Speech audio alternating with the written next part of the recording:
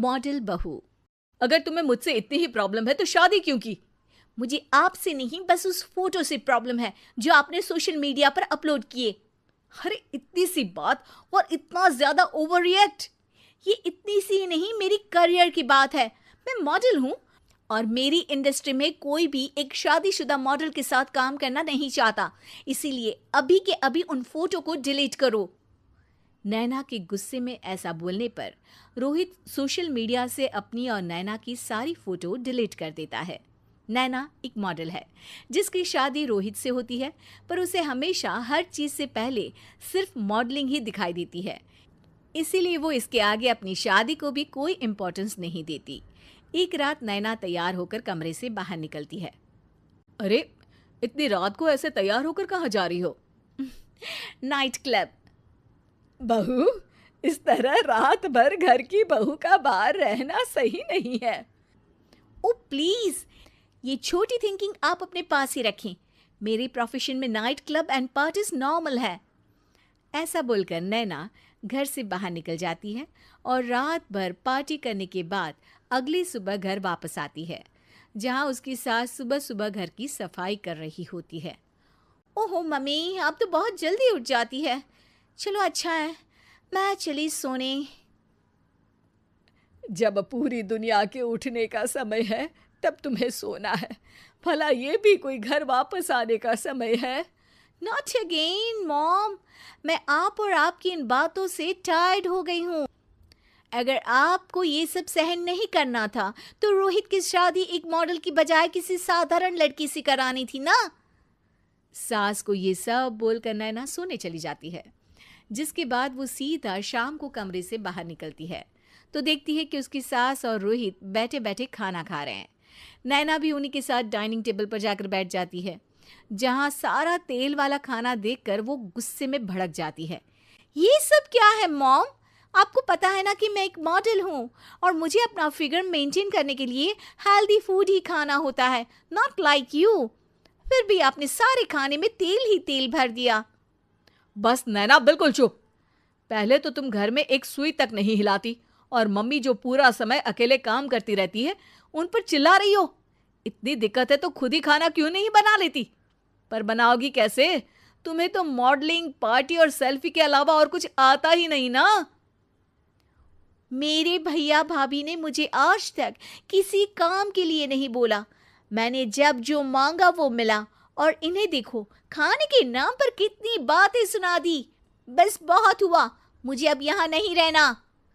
नैना गुस्से में तुनकते हुए बैग पैक करके घर छोड़कर अपने भैया के घर पहुंच जाती है, जहां उसकी भाभी खुशी से नैना का स्वागत करती है। अरे क्या बात है नैना, ना कोई खबर ना रोहित साथ में, अचानक कैसे आना हुआ? मैं तो उस घर को हमेशा के लिए छोड़ आई, दोबारा कभी वहां वापस नहीं जाऊंगी। ऐसा बोलकर नैना घर में आकर मजे में सोफे पर बैठ जाती है, जिसके बाद अब वो पूरे ठाठ बाट से अपने मायके में रहने लगती है, जहां उसकी भाभी सारा काम करती और नैना अपने मॉडलिंग प्रोजेक्ट करते हुए बस मौज में बैठकर खाती। नैना, आखिर बताओ तो सही कि तुम्हारे ससुराल में ऐसा क्या हुआ जो तुम्हें घर छोड़ना पड़ा? बस उन्हें मेरा लेट नाइट पार्टी जाना और कोई काम ना करना पसंद नहीं था, तो मैंने वो घर छोड़ दिया और यहाँ आ गई। नैना की बात सुनकर उसकी भाभी हैरानी से उसे देखने लगती है, पर कुछ बोलती नहीं। इसी तरह कुछ समय बीतता है और देखते ही देखते अब नैना के पास मॉडलिंग के प्रोजेक्ट्स आने कम हो जाते हैं, जिससे नैना बहुत परेशान रहने लगती है। ऐसा कैसे हो सकता है? मैं इतनी सुंदर मॉडल हूं तो फिर भी मुझे काम क्यों नहीं मिल रहा?